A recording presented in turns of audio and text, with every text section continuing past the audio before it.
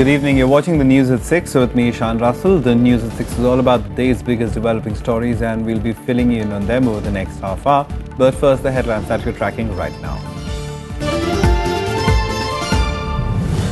State BJP holds a meeting in Jammu and Kashmir a day after the PDP says it'll have to reassess the alliance and insists on written assurances on some issues.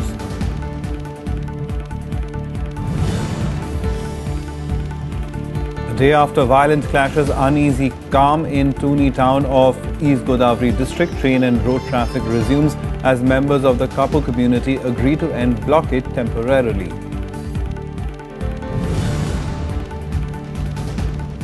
Supreme Court recalls notice sent to Arunachal Pradesh governor, accepts centre's petition that governor will not be answerable to any court in exercise of powers and duties of office.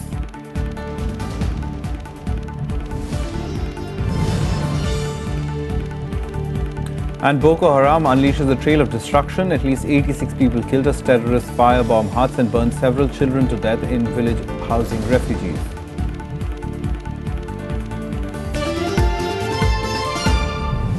The top story this evening, Jammu and Kashmir Governor N.N. Vora has reportedly asked alliance partners BJP and PDP to clarify their stand on government formation by Tuesday. This was on a day of meetings by both the PDP and the BJP to discuss PDP chief Mehbooba Mufti's hardened stance regarding her erstwhile alliance partner. The Jammu and Kashmir unit of the BJP held a meeting on Monday, a day after People's Democratic Party indicated a rethink in its position on the ruling alliance in the state. PDP President Mehbooba Mufti on Sunday hardened her stand on some issues that has insisted on written assurances from the BJP. कल माननीय governor साहब ने अध्यक्ष होने के नाते मुझे formation of the government के लिए बुलाया है और उसके विषय पे बात करने के लिए बुलाया है। उसी विषय को लेकर आज हमारी बैठक थी। According to media reports, Mehbooba wants withdrawal of the controversial Armed Forces Special Powers Act from some parts of the state, resumption of dialogue with Kashmir's separatists, among other issues on which the BJP is not comfortable. मात्र 10 महीने का समय हुआ है, 6 वर्ष के लिए agenda of alliance बना है। Definitely we will try to cover each and everything और हमारी कोशिश ये रहेगी, ये मिनिमम कॉमन मिनिमम प्रोग्राम होता है, इसको छोड़कर भी कुछ चीजें ऐसी होती हैं जो बढ़ाई जा सकती हैं। The PDP and the BJP formed a government last year after months of haggling in the state, which produced a fractured verdict. The PDP has 27 seats in the assembly, followed by the BJP's 25 in the 87-member state legislature in December 2015 elections. Bureau Report, Rajya TV. The Supreme Court today said reports in which Arunachal Governor J.P. Rajkhawar recommended President's rule don't have to be shared by him. It also cancelled its earlier request for a copy of the documents. The notice was recalled after Attorney General Mukul Rohatgi pointed out that the constitutional position of the governor, though the court initially stressed that the court could issue notice which the governor could choose not to respond to, it finally accepted the centre's argument that the governor enjoys constitutional immunity. The Supreme Court also issued a notice on former Arunachal Pradesh Chief Minister Nabam Tuki's fresh petition protesting President's rule in the state. The Supreme Court has come down heavily on certain states for not implementing the welfare legislation such as the National Food Security Act. The court asked why a state like Gujarat was not implementing the law passed by Parliament. The court asked the centre that since the act says it extends to the whole of India, why was Gujarat not implementing it? It went a step further and said that in future some states could say it was not going to implement the CRPC, IPC and the Evidence Act. The Apex Court bench also asked the centre to collect and collate information from drought-hit states on the status of welfare schemes like Manrega, National Food Security Act and Mid-Day Meal Scheme. The centre has been asked to file an affidavit by the 10th of February and the matter has been posted for further hearing in 2 days. The court also asked the centre to give information about implementation of those schemes as to whether those affected were being provided with the minimum required employment and food or not. Now, the Reserve Bank of India will announce its 6th bi-monthly monetary policy review on Tuesday before presentation of the union budget amid clamour for a rate cut to give a boost to the economy. Experts, however, say that the Apex Bank may keep rates unchanged and possibly watch out for the budget for a clear roadmap on key macroeconomic parameters. As inflation has inched upwards, RBI may keep interest rates unchanged in the upcoming monetary policy review on Tuesday. WPI as well as retail inflation have risen. In December, WPI-based inflation stood at minus 0.73%, while retail inflation was at 5.61%. Experts say while RBI may maintain status quo, it is likely to adopt an accommodative stance. I don't feel very optimistic for any further reduction. But the problem is industrial production has gone down. Though it is a month-to-month figure, nevertheless, the call of the time is that it should go up. Any reduction, and more so, this situation having no hope to me for interest rate reduction.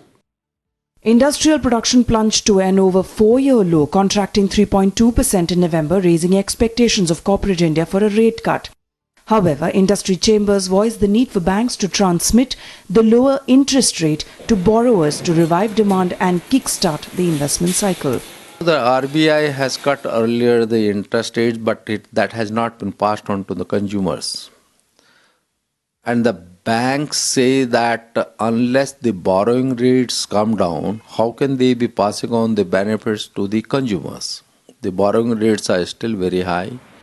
The RBI wants annual inflation at 5% by March 2017, but inflation has been ticking up. The implementation of the 7th Pay Commission, which will raise wages of government employees by nearly 25%, and government's efforts to revise budget deficit targets to stimulate demand may drive inflation further beyond the RBI's target. Kriti Mishra's report for Rajya Sabha TV. The Congress Vice President Rahul Gandhi today met party leaders from West Bengal in a bid to finalize the party's electoral strategy for the state.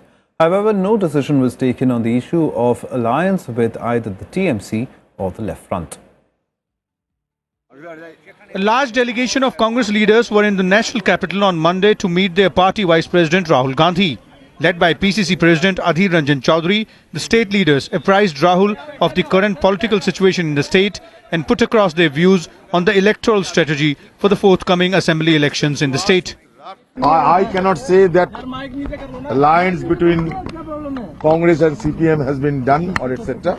Because today we have expressed our views and Rahul Gandhi ji has listened to us with rapt attention and he has assured us that in consultation with CP Madam Sonia Gandhi ji, he will be able to conclude this chapter of alliance, either yes or no. So till that time, we have to wait. Sources indicated that a majority of the party's state leaders are in favor of an alliance with the Left Front led by CPIM. However, party leaders refrained from making any direct comments on the issue. We have discussed very clearly to our leadership what is happening in the state, what type of atrocities are going on there.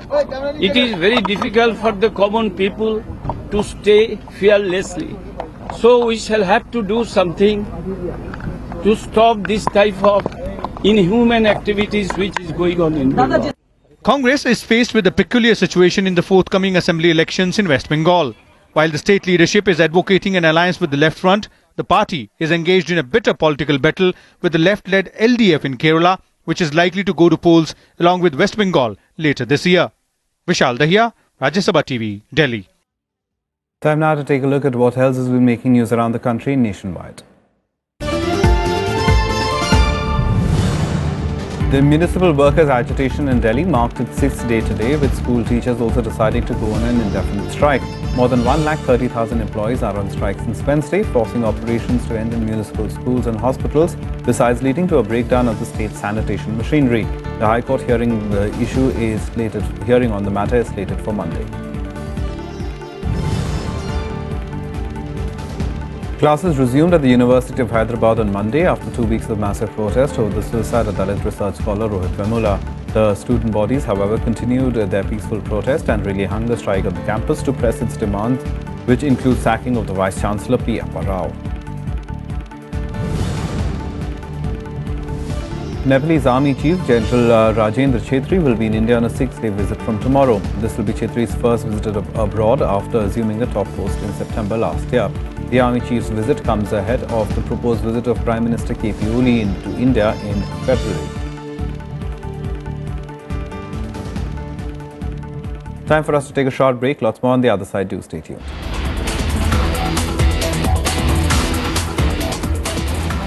Welcome back. You're watching the news at 6. Now, the quota protests are back after the Gujars and Patidars. It's the Kapu community in Andhra Pradesh which now wants to be included in the backward classes list. On Sunday, the Kapu community agitation turned violent, leading to a breakdown in the law and order situation in the East Godavari district. Today, the situation was brought under control, but trouble is not over yet for Chief Minister N. Chandrababu Naidu. The inclusion in the backwards list was an election promise he himself had made. After a day of violent clashes, an uneasy calm has returned to Tuni town in East Godavari district of Andhra Pradesh. Train and road traffic resumed as members of the Kapu community agreed to end the blockade temporarily. Elaborate security arrangements were made and additional reinforcements sent to the East Godavari district to avoid a repeat of Sunday's incident when quota protests by the Kapu community turned violent.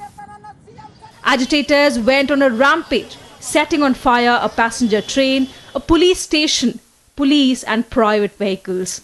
Chief Minister Chandrababu Naidu took stock of the situation a day later, assuring a commitment to provide reservation to the community. Government will take suitable action in order to provide for reservations in excess of 50%. I am having so much of acquaintance with these people for the last 40 years. Not now. ఎప్పుడు వాళ్ళ మనసులో ఒక positiveness ఉండే తప్ప ఏదైనా ఉంటే వాళ్ళు మాట్లాడే భాష కూడా పౌరుషంగా ఉండదు. అలాంటి వాళ్ళు పోలీసులు కొడతారండి? ఎందుకు కొడతారండి పోలీసుల్ని? But leaders of the opposition parties pinned the blame on Chandrababu Naidu, saying if he had fulfilled his pre-poll promise, this would not have happened. The recent, this 2014 election, there is a lot of promise by the Chandrababu Naidu, saying that definitely I will give for reservation, yours is the oldest issue, I will consider. But unfortunately 18 months is over after he came in power. But he never cared about the issue of the reservation. Chandrababu Naidu promised earlier, before election, that is before election, he promised like anything. He want to give the reservation to the Kapu section. Now it is 2.5 years after that, they revolted like this, and then now it is a failure of the, it is a clear-cut picture, it is a failure of the government as well as the Chandrababu Naidu. Senior Kapu leader M. Padmanabhan has also threatened to sit on an indefinite fast if the state government does not include the Kapus in the backward classes list by Monday night. The Kapus had aligned with the TDP ahead of the 2014 general elections after Chandrababu Naidu promised to restore their status as backward classes which had existed till 1960. But after the elections, the TDP government dragged its feet on taking a decision to appoint a judicial commission to make the recommendations. The TDP says it is yet to consider the options on how to give quota to Kapus without upsetting the existing quota to backward classes and to ensure that it withstood legal scrutiny. The TDP government is also wary of similar demands by other communities. Bureau Report, Rajya Sabha TV. Now, Afghanistan's Chief Executive Officer and Head of the Council of Ministers, Abdullah, called on Prime Minister Narendra Modi in the national capital today. Both discussed key bilateral issues, including security cooperation. The two countries also inked an agreement on visa-free travel for diplomats for both sides. Abdullah said he deeply appreciated the support being extended by India for infrastructure development and capacity building in Afghanistan. Modi also expressed gratitude towards the Afghan government and the national security forces for their bravery and sacrifice in order to protect the Indians, especially during the attack on the Indian consulate in Mazar-e-Sharif earlier in January this year. Abdullah also met with External Affairs Minister Sushma Swaraj. He's also scheduled to attend a conference on counter-terrorism in Jaipur on the 2nd of February, which will be inaugurated by President Pranab Mukherjee and attended by Foreign Secretary S. Jaishankar and National Security Advisor Ajit Doval, among others. The Afghan CEO is on a 5-day visit to India and arrived on Sunday. The Syrian peace talks struggled to get off the ground a day after the Islamic State suicide bombings claimed at least 71 lives in Damascus. The European Union said the attack was aimed at disrupting the peace talks in Geneva. Talks between Syrian government and the opposition are yet to begin, even though the UN envoy held consultations with both sides separately. The Syria peace talks ran straight into trouble as IS suicide bombers executed coordinated attacks near a Shia Muslim shrine in Damascus on Sunday. According to a British-based observatory, the attack targeted a military bus carrying Shiite militiamen who were changing guard. Out of the 71 killed, 42 were fighters loyal to the Assad's regime. The head of the Syrian government delegation at Geneva said the blast confirmed the link between the opposition and terrorism, indirectly hinting at Saudi-led and funded Islamist opposition. The Syrian opposition meanwhile held positive discussions with the UN Special Envoy Staffan de Mistura on Sunday. There are foreign powers endorsing foreign agendas aiming at making political pressure on the Syrian government by using terrorism as a political weapon. We only came to Geneva after we had received assurances and a commitment. We have written commitments and we have a very precise commitment on the fact that there would be serious progress on the humanitarian issues. US Secretary of State John Kerry urged both sides to seize the opportunity and end the bloodshed.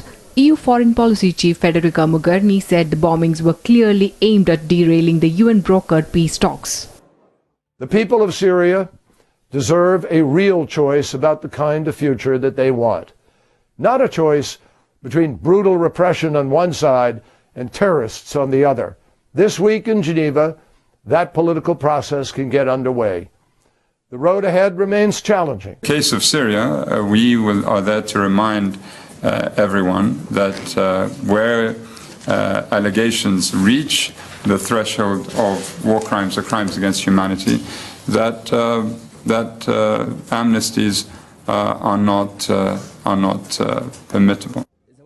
A possible ceasefire, release of prisoners, aid deliveries to worst-hit areas and eliminating the threat from IS are some of the key points on the agenda at Geneva. The World Peace Body is aiming for 6 months of talks while working towards a political settlement to the Syrian crisis.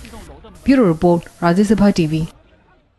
At least 86 people have been killed in an attack by Boko Haram militants near Nigeria's northeastern city of Maiduguri.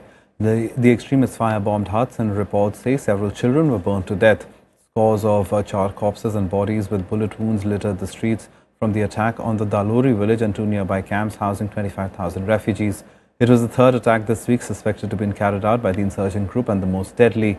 Since it started losing control of territory, Boko Haram has reverted to hit-and-run tactics on villages as well as suicide bombings on places of worship or markets. The shooting, burning and explosions from 3 suicide bombers continued for nearly 4 hours in the unprotected area.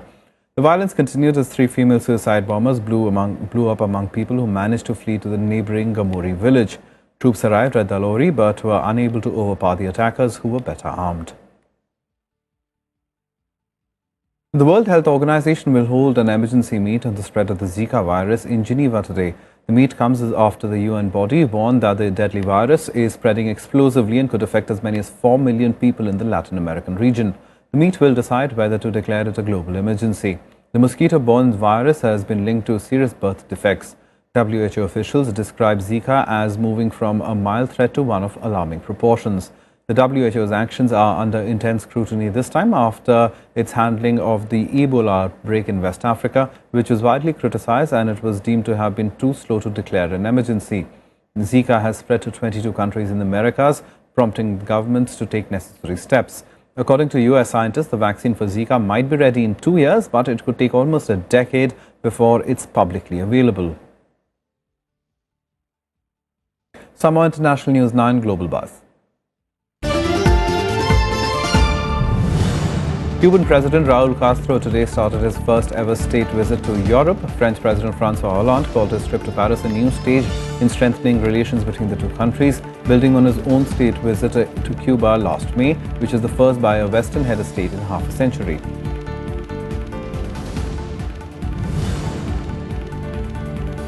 A National League for Democracy-dominated parliament opened in Myanmar to choose its first democratically elected government since 1962. The NLD won 80% seats in November's historic vote, but will have to share power with the army. The first sitting of parliament is another step in Myanmar's drawn-out transition, which will go on until the NLD government officially starts its term in April. US presidential hopefuls will make final pitches to people in Iowa, where the first votes for party nominations will take place later on Monday. Polls suggest that Republican Donald Trump has a narrow lead over Ted Cruz, but both are well ahead of others.